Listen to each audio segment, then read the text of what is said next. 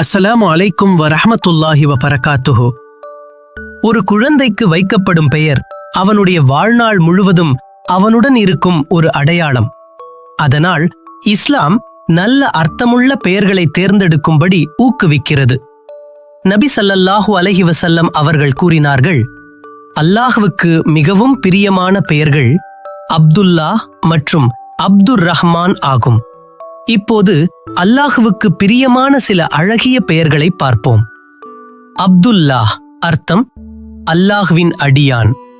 அல்லாஹ்வுக்கு மிகவும் பிரியமான பெயர்களில் முதன்மையானது. அப்துர் ரஹ்மான் அர்த்தம் அளவளற்ற அருளாளனின் அடியான்.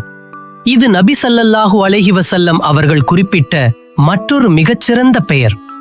அப்துர் ரஹீம் அர்த்தம் மிகுந்த கருணையாளனின் அடியான். அப்துல் அசீஸ் அர்த்தம் வல்லமை மிக்க அல்லாஹ்வின் அடியான். அப்துல் ஹக்கீம் அர்த்தம் ஞானமிக்க அல்லாஹ்வின் அடியான். இந்த பெயர்கள் அனைத்தும் அல்லாஹ்வின் அழகிய திருநாமங்களுடன் இணைந்த அர்த்தமுள்ள பெயர்கள்.